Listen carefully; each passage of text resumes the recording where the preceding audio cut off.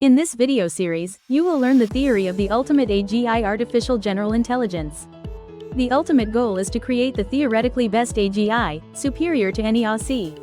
In part 2, we will use statistics 2.0 to determine the optimal inductive inference. This is page 1 of the table of contents. This is page 2 of the table of contents. Let's review what we learned last time.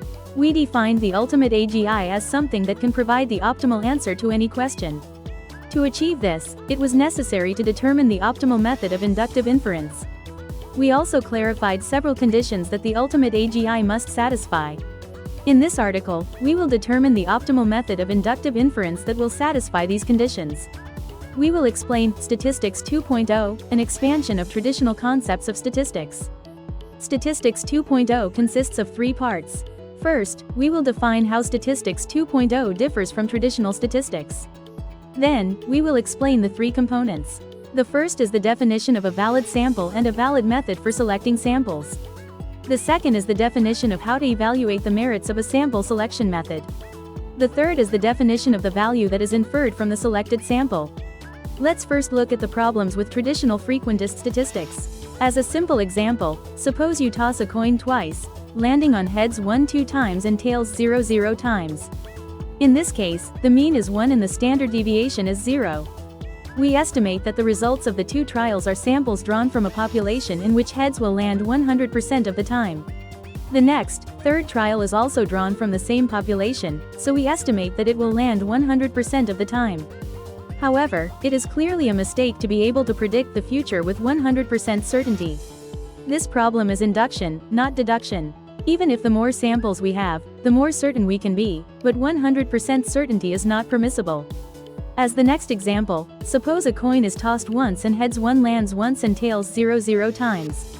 In this case, the standard deviation becomes infinite and cannot be calculated. However, it is strange to say that we cannot infer anything just because we cannot calculate it. We can at least tell that it is not a coin that will land tails 100% of the time. Intuitively, we can deduce that, if anything, it may be more likely to land heads. In principle, having even one sample should provide more certainty than having none. It is a mistake to say that something is completely unknown when there is one sample, just as it is when there are 0 samples. We are also considering interpreting it using Bayesian statistics. If we assume a prior distribution of 50% heads and 50% tails, we can make an estimate even with just one sample. Based on the principle of indifference, we assume a uniform distribution for the 2 possible distinguishable states. It is a mistake to subjectively decide the prior probability just because it is unknown. Let's assume that only the front side of the coin has a picture, A, and that we can distinguish between up A and down. Then, 13 each of heads up, heads down, tails are uniformly distributed. We also assume that the probability of the coin standing up without falling over is 0, but in reality it is not 0. This uniform distribution is called an uninformative prior distribution, but it is not truly uninformative. There is no information about the frequency of the 3 states. However, there is subjective information that these are the 3 possible states. If there is truly no information, the prior probability can only be said to be unknown. On the other hand, let's think about information in statistician statistics. Consider a hypothesis test of whether a certain drug is effective or not. It does not arbitrarily add new value information, like a prior probability. However, it does arbitrarily add information about the distribution of values, like a normal distribution. Because it does not add value information, if the sample is extremely small, you will not get reasonable results. One thing that is easy to misunderstand is that hypothesis testing does not determine whether the drug is effective or not. It determines either the drug is effective or it is unknown. If the sample is extremely small, the result will be, it is unknown. Next, let's consider the statistical inference performed by a character recognition neural network. Suppose each neuron in the output layer corresponds to one character. The initial value of the neuron is set randomly, and corresponds to the prior probability. If it has only learned from a single sample, it will output an almost random initial value. Even randomly determined initial values contain information. Furthermore, the initial value and the information used for learning become mixed up and cannot be distinguished. Now, let's consider the new Statistics 2.0. We prohibit the use of information that the questioner has not specified as available information, such as random initial values. We define a special value called unknown to represent the absence of information. We have summarized how unknown is handled in the table. In frequentist statistics, estimates are made using only values that are not unknown. In Bayesian statistics, estimates are made by substituting subjective numerical values for unknown. In Statistics 2.0, unknown is estimated while remaining unknown. Let's consider a method of estimation while keeping the initial value of unknown. Let's consider the example of a character recognition neural network. Decide that one of the output neurons will represent unknown.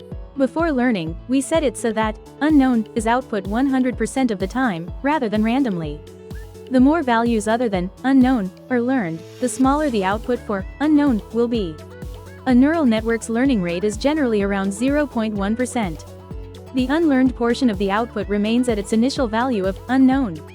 If the sample size is n9, the total learning rate is 0.9%, so the remaining 99.1% is the initial value of unknown. If you know your sample size is small, you should increase the learning rate. If n9, a learning rate of 10% is considered optimal. Each of the 9 samples will affect the output by 10%, and the remaining 10% will be the initial value of unknown. In other words, after adding one unknown sample, it is optimal for all samples to affect the output equally. Let's consider the case where a coin is tossed twice, heads twice and tails once. Add one unknown sample. Heads will affect the output 50%, tails 25%, and unknown 25%. The probability distribution of the magnitude of the impact on the output can also be considered as a guess value. Here, the unknown sample can be interpreted as the sample you are trying to guess. If n0, then you will make a guess only from the sample you are trying to guess. Since the value of the sample you are trying to guess is unknown, the guess value will also be unknown 100%. The reason why we add 1 is because there is only one thing to guess. In traditional statistics, population estimates are made only from samples with known values. In Statistics 2.0, population estimates are made including a sample of the unknown value that you are trying to estimate. If a coin is tossed and the result is 4 heads and 0 tails, traditional statistics would estimate that heads will appear 100% of the time. If the next coin toss results in tails, this would contradict the estimate. In contrast, Statistics 2.0 assumes that heads will appear 80% of the time and unknown will appear 20% of the time. If the next coin toss results in tails, this is not a contradiction, as the value of unknown has simply become clear. Let's think about how the guess value for the next coin toss is justified. First, we assume that the sample was drawn randomly from the population. Then, the probability distribution of the values of a sample is equal to the distribution of the values of each sample in the population. This is the so-called law of large numbers. In traditional statistics, we assume that the next coin toss will also be from the same population. If this assumption is incorrect, we will get contradictory results.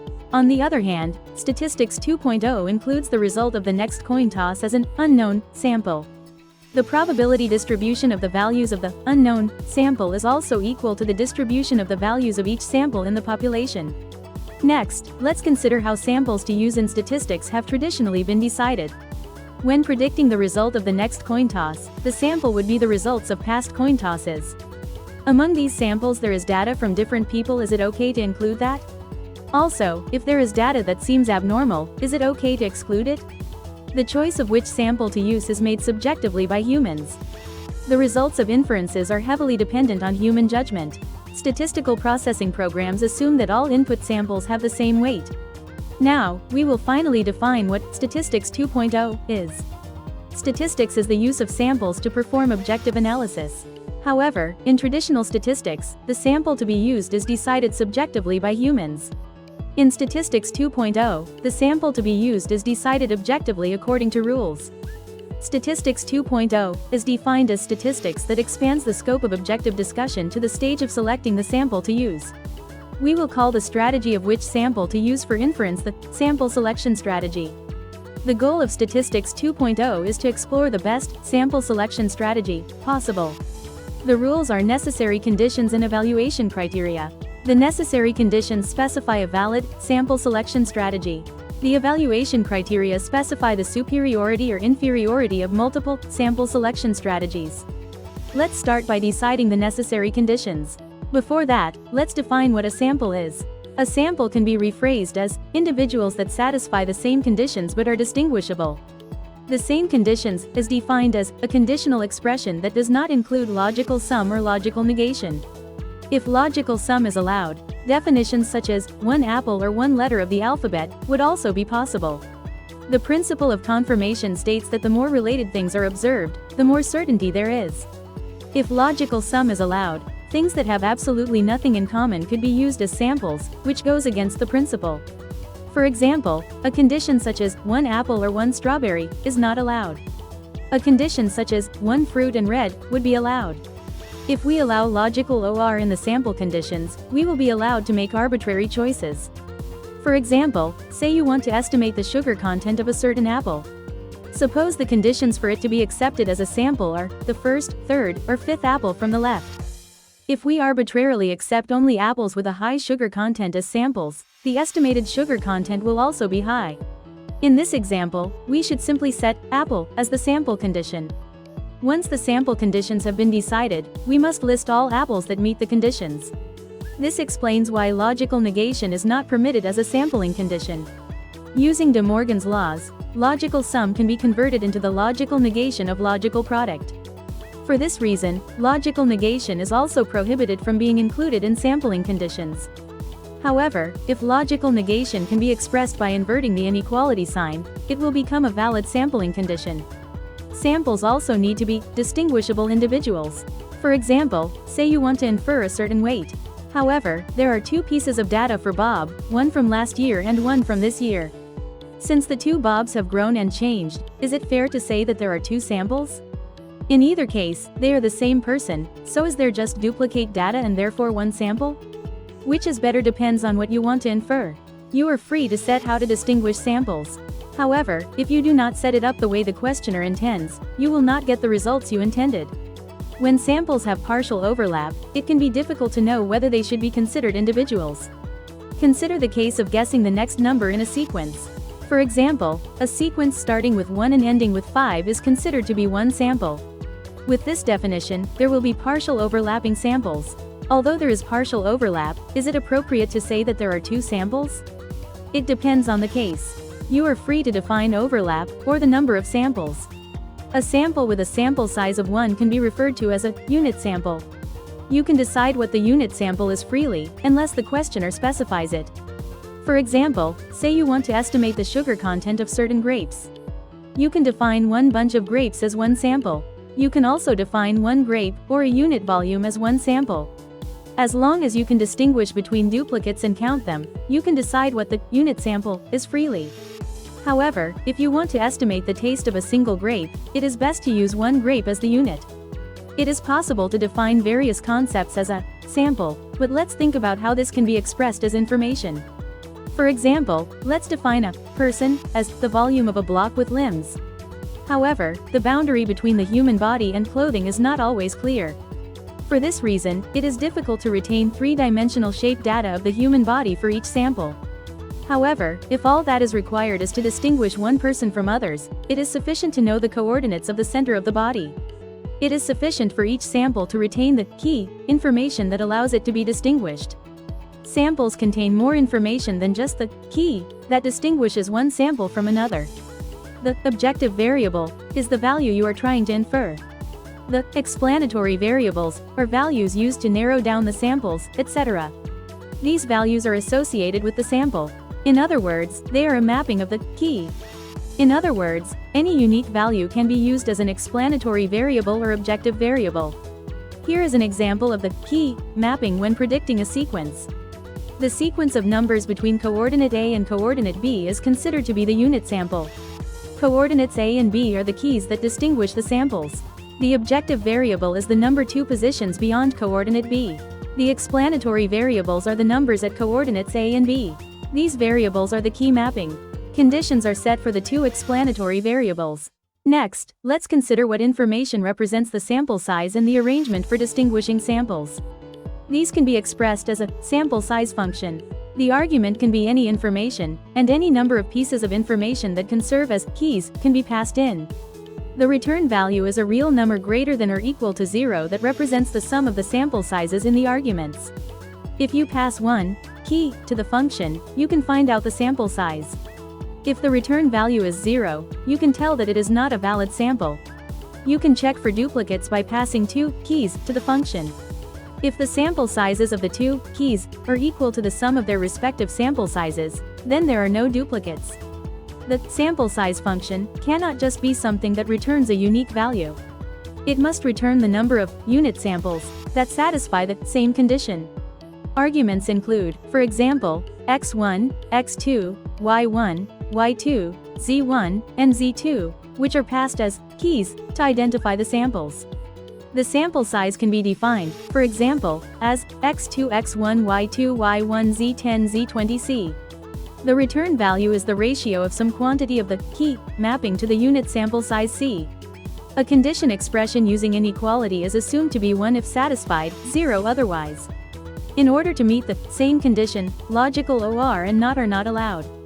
Also, the function cannot be the sum or difference of different quantities or constants, such as x2, x1, y2, y1, z10c. Necessarily, if the arguments are empty, the return value will be 0. The sample size is the number of unit samples. The target of inference is not limited to a unit sample. There may be cases where multiple unit samples are inferred together. For example, suppose you want to infer the color of the remaining 1 cm of a 10 cm strip from the color of the 9 cm part. If a 1 cm strip is considered to be the unit sample, then there is 1 item to be inferred. If a 1 mm strip is considered to be the unit sample, then there are 10 items to be inferred. This only changes the resolution, the actual content of the inference does not change. The ratio when the sample size of the target to be inferred is set to 1 is called the relative sample size. It is the relative sample size that works for inductive inference, not absolute values. The sample defined by the sample size function is a necessary condition for it to be accepted as a sample. It is not necessary to use all samples. Better inference can be made by using only samples similar to the target of inference. According to certain conditions, all samples are divided into a fuzzy set of samples to be used and samples to be unused. The membership function is the conditional expression that shows the degree to which a sample will be used for inference. The set used for inference must be all samples within a single continuous range. In other words, the use of logical OR and logical NOT is not permitted in the conditional expression. This explains the relationship between continuous single ranges and conditional expressions. For example, 1 by 2 and 3y4 is a continuous single range. On the other hand, if a logical sum is included, such as 1 by 2 Oregon 3x4, it cannot be considered a single range. In that case, it should be separated into 3 sets, 1 by 2, 3 by 4, and other. Other is the complement of the set, and cannot be expressed without using logical sum and logical negation. However, if it is not used in inference, it does not have to be a single range. Either 1 by 2 or 3 by 4 can be used in inference. It is sufficient to divide the sample sets into 2, those that are used for inference and those that are not. However, there are also advantages to dividing them into 3 or more sets. For example, suppose you want to predict the sugar content of a certain fruit. It is sufficient to divide the samples into 2 sets, those with matching external characteristics and those that do not. However, you can also cluster them into 3 or more sets in advance. You can cluster them by fruit type. After the fruit you want to infer is presented, the representatives of each cluster are compared with the matches in external characteristics. By using only the matching clusters, inference can be made quickly. Here we explain the relationship between clustering and the resolution of the unit sample. In the example of guessing the color of a certain band, we considered the cases where the unit sample is 1 cm and 1 mm. When the unit sample is 1 cm, it can be interpreted as there being 10 1 mm samples clustered together. On the other hand, in the fruit clustering example, there is a relationship where specific apple, fruit. This can be interpreted as the larger the clustering, the coarser the resolution. In other words, clustering and resolution are the same. The finer the resolution, the better the inference you can make, but the amount of calculations will increase. If you want to ultimately find the optimal solution, you need to increase the resolution as much as possible. However, it is more efficient to start with a coarse classification and gradually make it finer. We will use an example to explain why sets with logical OR conditions should not be used in inductive inference. We are verifying the hypothesis that for a certain machine, pressing button O or pressing button B, light C turns on. When button A is pressed repeatedly, light C always lights up, confirming that the hypothesis is almost certainly true. However, it would be strange to say that light C will light up even if button B is pressed without ever pressing button B. We should split the hypothesis in two and think that only the hypothesis, pressing button A light C turns on, has more certainty. Multiple conditions should not be put into a logical OR, they must be verified individually. All samples can be classified into any number of sets, but how do we decide which set to use for inference? The set to which all samples belong is determined by the same rules. The set to which the sample to be inferred belongs is also determined by the same rules. In cases such as when the sample is exactly on the borderline, it is permissible for it to belong to two fuzzy sets at 0.5 each. The set to which the sample to be inferred belongs will be the set to use for inference. If the sample belongs evenly to all sets, this is the same as using all samples for inference. Here is an example where arbitrary sample selection is automatically prohibited. As an example, consider the case of predicting the sugar content of a certain apple. Let's consider a way to arbitrarily increase the predicted sugar content value. So, we clustered the samples into samples with high sugar content and samples with low sugar content. However, we were unable to use the sugar content alone for inference. This is because the sugar content of the apple we are predicting is unknown, so we don't know which category it will belong to. We cannot cluster based on an unknown value. Now, let's talk about degrees of freedom. When calculating standard deviation, you subtract 1 degree of freedom from the sample size. In regression analysis, the number of variables in the regression equation is the degrees of freedom. For example, a linear equation has two variables, slope and intercept. An north-order equation has n1 variables. If there are 2 points plotted, you can draw a straight line so that the residual is 0. Therefore, when calculating the average residuals, you subtract n1 from the sample size. So far, we've been talking about traditional statistics. In Statistics 2.0, there are variables for selecting samples, so the degrees of freedom must also be taken into consideration. For example, if only samples with the condition 0.0 by 6.0 are used, there will be two variables, 0.0 and 6.0. Since you can freely decide the boundaries, you can decide so that the residual mean is small. In other words, for each variable, you can arbitrarily choose whether to include or not include one sample near the boundary. However, the way you decide the boundaries does not necessarily reduce the residual mean for one sample. Even if the boundaries are changed, there are cases where the residual mean does not decrease at all. On average, the degrees of freedom can be estimated to be 0.5 for one variable. The degrees of freedom for sample selection are taken into account when calculating the residual mean. Up until this point, we have made inductive inference that if the explanatory variables are close, the objective variable will also be close to a constant value. When the objective variable is a function of the explanatory variables, we need to consider how to make inference. For example, suppose the explanatory variable x and objective variable y have a relationship close to a straight line, y-axis b. Therefore, we transform the coordinates so that y-axis with an arbitrary slope a. Since y-intercept b, it becomes a constant value. If y is the objective variable, we can make inductive inference that it will be constant. No matter what function it is, you can make an inference by performing a coordinate transformation so that the objective value becomes a constant value. If you want to compare the residual with other inference results, you need to return to the original coordinates. Also, the number of variables used in the coordinate transformation needs to be considered as the degrees of freedom. So far, we have discussed valid, sample selection strategies. From here, we will consider the superiority of sample selection strategies. Intuitively, we feel that if the variance of the objective variable of the selected sample is small, it is a good inference. If you can make 100% guesses, the variance is 0. A sharp distribution with small variance can be interpreted as meaning that the options have been narrowed down. The closer the number of remaining options are, the closer you feel you are to a single optimal solution. However, it is a mistake to evaluate the superiority of an inference using variance. Let's consider the example of estimating the sugar content of an apple. It would be a better inference to look at the sugar content distribution of apples only, rather than the distribution of sugar content of all fruits. Now, suppose that the variance of sugar content of fruits other than apples is very small. As a result, the variance of sugar content of all fruits will also be small. Narrowing it down to just apples would actually increase the variance. Why do we think it is better to look at just apples, even if the variance is large? The quality of inference can be divided into precision variance and accuracy bias. In other words, no matter how large the variance is, looking at just apples has smaller bias, so we felt that it was a good inference. Now, let's consider the theoretically best limit of inductive inference.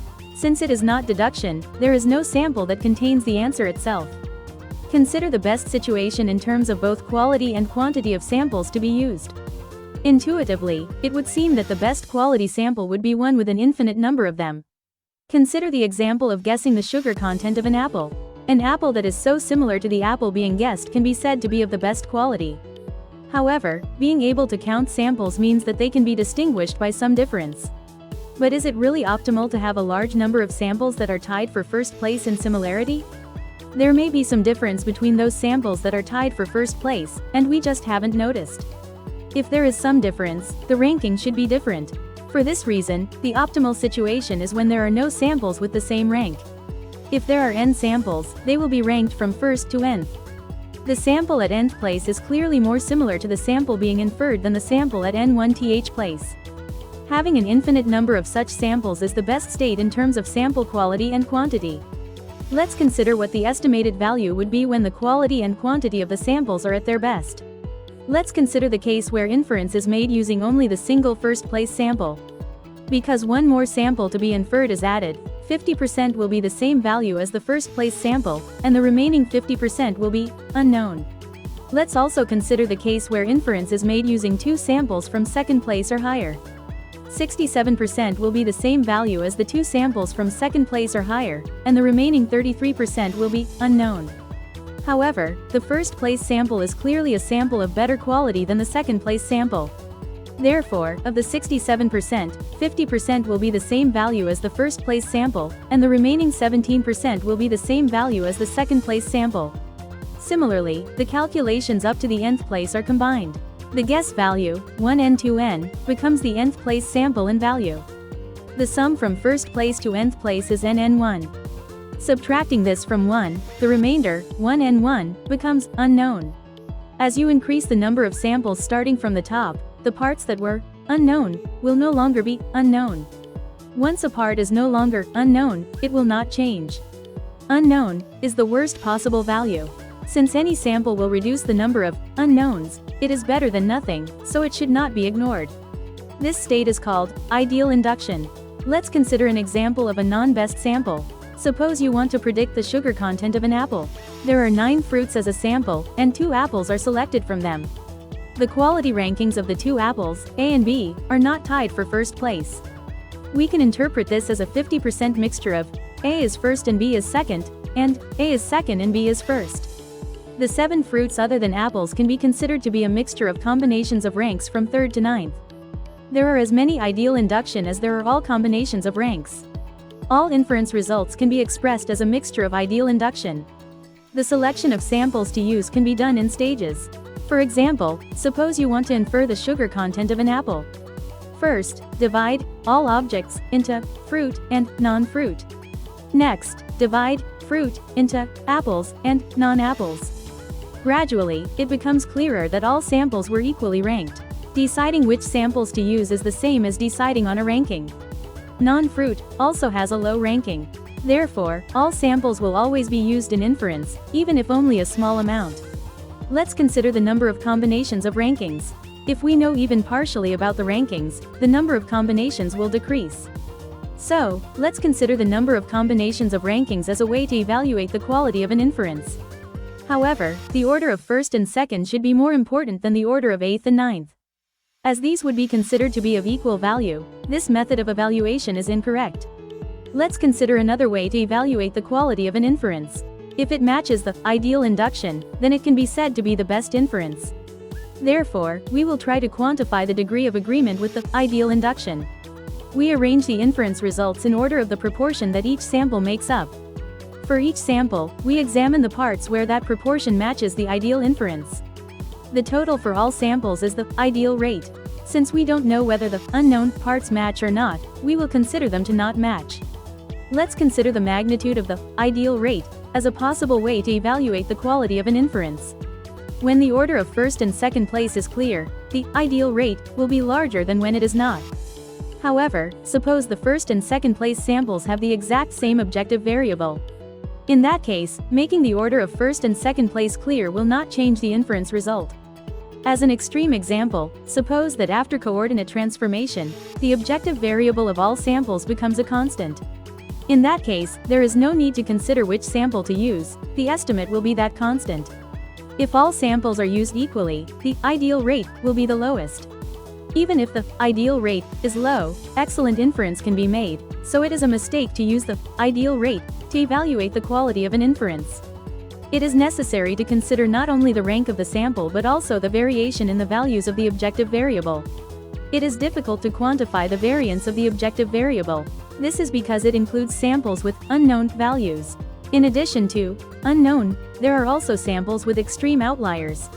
Even outlier samples are better than nothing, so they should not be ignored. When calculating standard deviation, the residual is squared, which increases the influence of outliers. In the case of mean absolute deviation, the influence of outliers is appropriate as it is the expected value of the distance. However, if there are outliers of a different order of magnitude, they will dominate. Furthermore, if even a small number of unknown values are included, the average value cannot be determined. Let's consider a method that can evaluate the variance of the objective variable even if it contains unknowns or outliers. If you just want to know which of two sample selection strategies is superior, it is sufficient to know just the superiority of the variance. Randomly draw two samples from each of the two strategies. For each, find the distance between the objective variable of the two samples. Compare which of the two strategies has the larger distance. The smaller distance is the winner, and repeat this process many times to determine the winning rate. If the value is unknown, you lose, and if both values are unknown, it's a draw. If you want to eliminate randomness, examine all combinations. We will consider an evaluation method that includes not only variance, but also the ideal rate.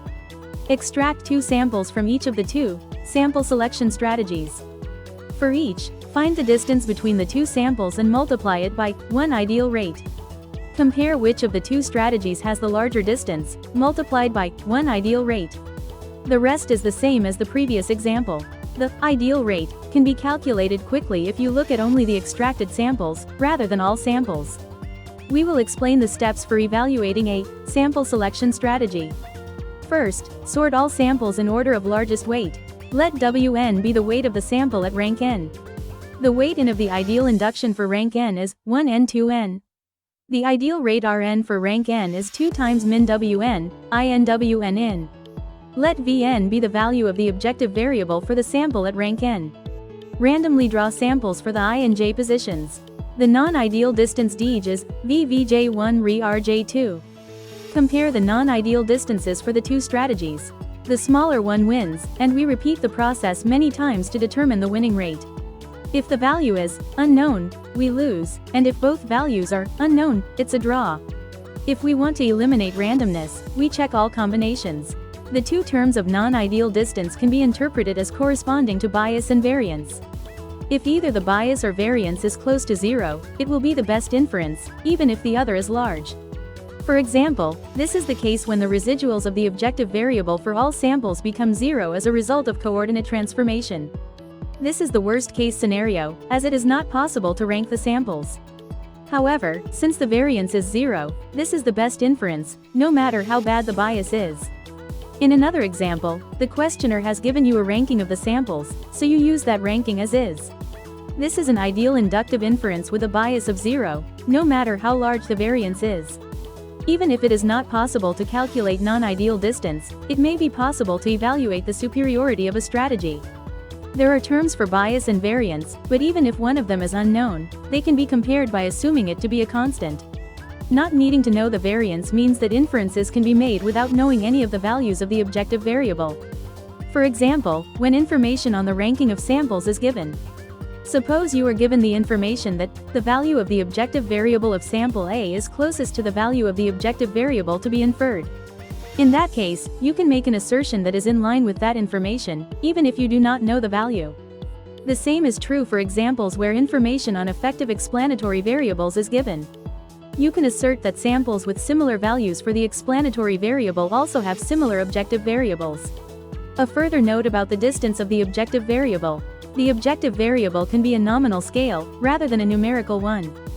For example, guesses for a person's name would be values such as Alice, Bob, Carol, etc.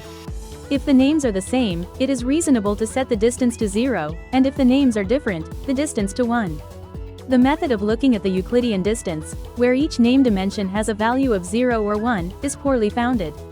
Also, the average of Alice and Bob can be thought of as a probability distribution of 50% Alice 50% Bob. The distance between Alice and the average of Alice and Bob will be the expected value of 0.5. We also assume that the distance between unknown and all nominal scales is 1, which is the worst-case scenario. Inference is divided into 4 layers depending on the information given. The first layer is when deduction is possible. The second layer is when the rankings or weights of the samples are given. Applying the given rankings or weights as is results in optimal inference. The third layer is when effective explanatory variables are given. The rankings are estimated from those explanatory variables. The fourth layer is when no effective variables are given. In that case, effective explanatory variables are estimated from the objective variable. In the apple example, fruit of the same variety were ranked first to second, and those of different varieties were ranked third to ninth. The rankings of the two groups are clearly separated into those above a certain value and those below a certain value. This can only be said if you know that the objective variable, sugar content, is determined by the variety. For example, you could ignore variety and separate the groups by color alone. If the correlation between color and sugar content is low, the rankings of sugar content would not be clearly separated. It is rare that effective explanatory variables are given as information. Effective explanatory variables need to be estimated from their relationship with the objective variable. The distribution of the objective variable values and frequencies is shown in the graph. Dividing into two groups by the explanatory variables does not necessarily separate the objective variable. The degree to which the distributions of the two groups overlap is called the match rate. If the scale is nominal, it can be calculated from the sample size that matches by name. The denominator is the total sample size, and the numerator is the sample size with agreement. It takes a value between 0 and 1. Let's consider the case where the objective variable is a continuous value. If the precision is poor, it will simply be impossible to distinguish, but the numbers will not exactly match. Since the shape of the distribution is unknown, it is not permissible to assume that it is normal. The match rate can also be calculated using non-parametric methods that do not assume the shape of the distribution. Intuitively, if the two groups of numbers are arranged alternately, the match rate is 1. Conversely, if the orders are completely separate, the match rate is 0. When the match rate is not 0, it can be interpreted that some of the samples that were originally separated have been swapped. Therefore, the match rate can be found by counting the number of swapped samples. We will determine the relationship between the distribution match rate and the number of sample exchanges. Suppose initially, Group A has n samples with a value of 1, and Group B has m samples with a value of 0. To make the value distributions of the two groups match, it is necessary to exchange samples 11n1 meter times. 2 samples are exchanged per exchange. Therefore, to change the match rate from 0 to 1, it is necessary to exchange 21n1 meter samples. The match rate between two distributions and the number of sample exchanges can be converted using the formula shown. Now, let's consider how to rank samples when the separation of the target variable is unclear. The number of sample exchanges can be found by counting the number or by converting from the match rate. As an example, suppose the samples are divided into groups A and B, containing 3 and 6 samples, respectively. Before the exchange, the samples were separated, so they were divided into first to third place, and fourth to ninth place. As the match rate of the distribution was 0.5, we converted it to mean that 2 samples were exchanged. Once the rankings are known, they can be converted into sample weights. The sample weights of group A homogenize the weights of samples within the group. This is because we only know the samples after exchange and cannot distinguish which ones have been exchanged. Once the sample weights are known, the non-ideality rate can be calculated, allowing us to evaluate the superiority or inferiority of the sample selection strategy. So far, we have explained the basic criteria for evaluating sample selection strategies. Next, we will explain how to determine estimates for unknown samples using the selected sample. To begin with, traditional statistics does not aim to infer values of unknown samples. It estimates the population by assuming normal distribution, etc. It also calculates summary statistics such as the mean and variance. It just means that these can sometimes be applied to infer values for unknown samples. For example, if there is only one sample, it is impossible to make a reasonable estimate. On the other hand, Statistics 2.0 aims to infer values for unknown samples.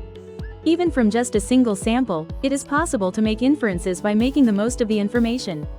Let's think about information in statistics. In traditional statistics, normal distributions and other assumptions are made when estimating a population. In other words, the information that it is normal distribution is arbitrarily added. In the case of Bayesian statistics, prior information is arbitrarily added. Information on the mean and variance is left, and information on the individual values of the sample is lost. On the other hand, Statistics 2.0 directly infers unknown samples from known samples. As a result, information does not degrade. Not degrading information is a necessary condition for an optimal solution. Let us consider how to directly infer the objective variable. For example, suppose the objective variable of the sample was a nominal scale of Alice, Bob, unknown. The guesses would simply be Alice, 50%, Bob, 25%, and unknown, 25%.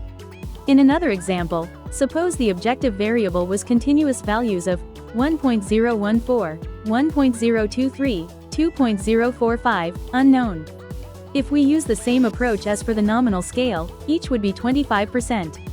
However, since these are continuous values, it should be rare for them to match exactly down to the decimal point. With continuous values, the distribution of the objective variable of the sample cannot be used as the guess. Let's consider the case where there is only one known sample. Suppose the objective variable is a continuous value and is 0.0. It is not possible to infer that the value of the unknown sample will exactly match 0.0. However, we can infer that the closer the value is to 0.0, the higher the probability density. However, we have no hints as to how much higher the probability density will be the closer it is to 0.0.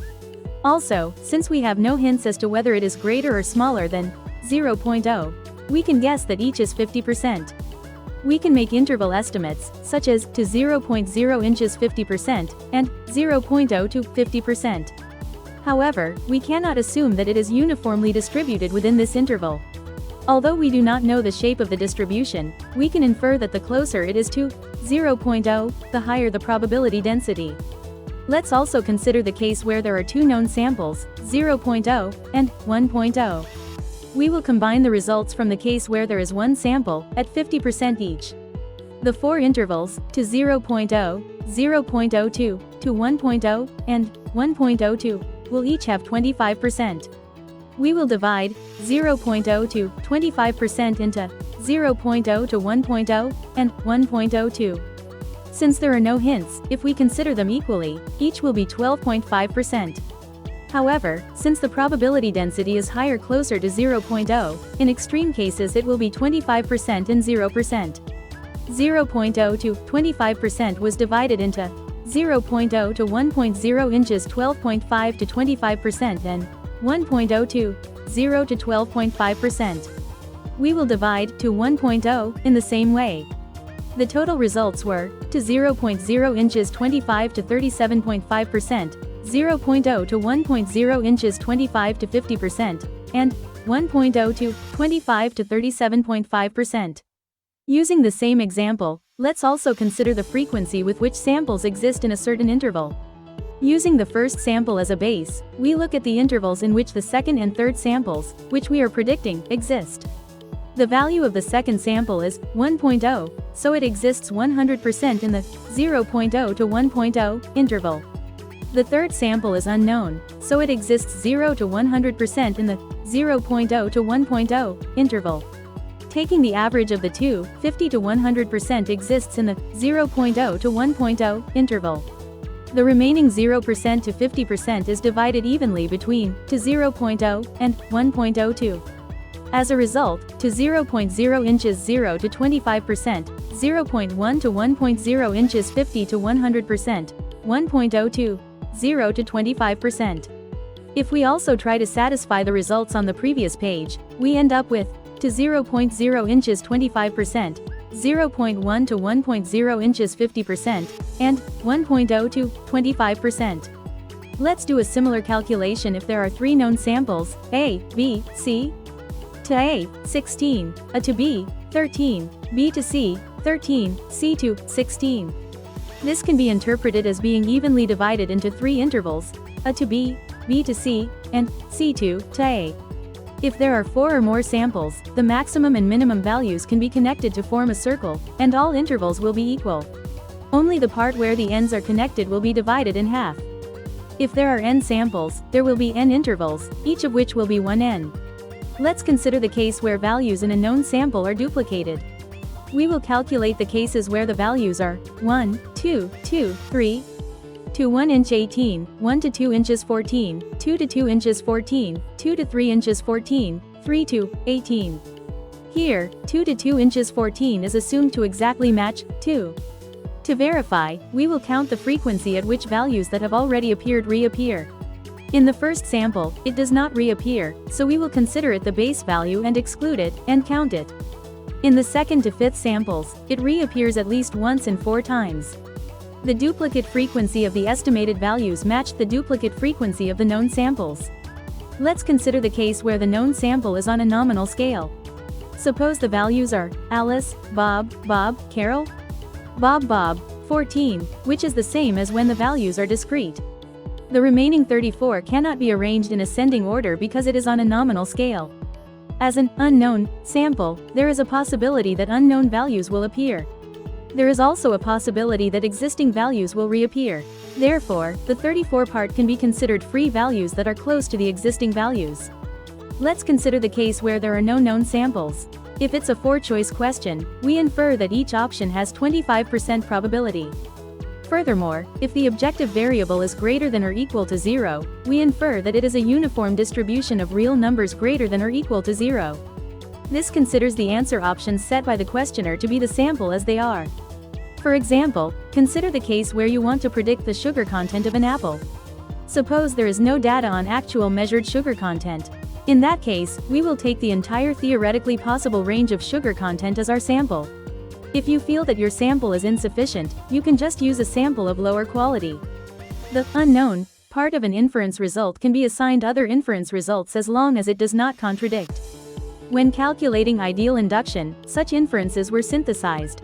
Everything except unknown was kept, and a worse quality inference result was assigned to unknown. Since unknown is the worst inference result, if there are other inference results, they should be used rather than ignored. In this example, the unknown parts common to the two inferences are kept. Also, the first place part is not added, only the second place part is added. This is to prevent contradictions such as exceeding the possible proportions with a single sample. For example, if there is one sample, 50% of the guesses will be unknown. Since unknown is the worst case value, if there is another inference result, it will be assigned to the unknown part. However, assignments that would cause contradictions are prohibited. You cannot assign the unknown part of an inference to the inference itself. This would exceed the limit of the percentage that a single sample can occupy, which is determined by ideal induction. It is possible to assign to the unknown part guesses of only the second or subsequent samples that have not yet been used. If the assigned inference also contains unknown, then unknown will remain. It is also possible to assign a uniform distribution of the values that the objective variable can take as the guess. In that case, it is possible to completely eliminate unknown. The result of inductive inference is calculated as a probability distribution. However, there are times when you must choose one option to answer a question. For example, suppose you have to choose a single worker to maximize profits. For answer A, you would choose Alice, who you guess will bring in the most profit. You believe that you should make the best choice, even if the margin of error is within the range of error. Answer B is decided by a random number. Carol will be selected with a 3% probability. Even if the probability is low, it is an error to choose someone you guess is bad. Next, consider the case where 10 people are chosen instead of 1. It is dangerous to choose 10 Alice, who are in the top position. This inference itself may not be accurate. It would be better to choose some Bobs as well, as insurance in case Alice's performance is unexpectedly poor. Intuitively, it is optimal to choose an equal number of Alice and Bob. When choosing options, the probability distribution is quantized. It is optimal to quantize the probability distribution so as to maximize its match rate. The objective variable may include unknown or. This makes it difficult to calculate the mean and variance. We can also assign a probability distribution of all possible values to unknown. Even then, it may not be possible to calculate the variance successfully. However, even if unknown or are included, it is possible to quantize to maximize the match rate. Inference can be made without the need to calculate mean, expected value, variance, etc. To summarize Statistics 2.0. 1. As long as you can count numbers, you can freely set a unit sample. 2. As long as you don't use OR or not, you can freely group and rank samples. 3. The target for inference is grouped like other samples as an unknown sample. 4. The match rate, or sample replacement number, for multiple sample groups is calculated to determine the sample weights. 5. For the sample weight distribution, the ideal rate is calculated as the match rate with the ideal induction. 6. The smaller the evaluation value obtained by multiply, distance, and non-ideal rate for each sample, the better the sample selection strategy. 7. The distribution of the sample's target variable is left undegraded as the inference result, without going through the population. Statistics 2.0 has defined the objective optimal solution for all problems. In other words, the basic theory necessary for the ultimate AGI has been completed. The definition of the ultimate AGI is obtaining the optimal solution for every problem, no matter how long it takes. A program that follows this theory is guaranteed to arrive at the optimal solution. The efficiency of the calculations depends on the skill of the programmer. On the other hand, the optimal solution is free of subjectivity, so it is the same for everyone. With Statistics 2.0, the ultimate goal common to all those aiming to create the ultimate AI has been set. If you understand Statistics 2.0, you have the foundation for creating the ultimate AGI. Here are some references. Please also refer to the previous video. And if you understand intelligence, you can optimize your own intelligence. If you understand that there are biases in your thinking, you can avoid them. If you've understood the videos up to this point, you have incredible intelligence. Even if you are entering unexplored research areas, believe in your own intelligence and move forward. This research is being carried out on volunteers. There is no goal to replace labor and make a profit. It would be more valuable if the ultimate AGI could make the impossible possible. However, if we correctly understand intelligence, humans can reach ultimate intelligence. The purpose of the research is to understand intelligence. There are no plans to use the ultimate AGI for anything. There is no need to benchmark it to prove its superiority. So turning it into executable program code will also be postponed. The next video has not yet been decided. If you understand the basic theories described in the videos so far, you can already create the ultimate AGI. If you want to be the first in the world to create the ultimate AGI for profit, you should start applied research immediately. If you wait for the next video, you may be overtaken by someone else. From here on, research will likely focus on ways to efficiently arrive at the optimal solution. It does not need to be the most efficient, so it is probably less important than the research so far. Please go ahead and create the world's first ultimate AGI with your own hands.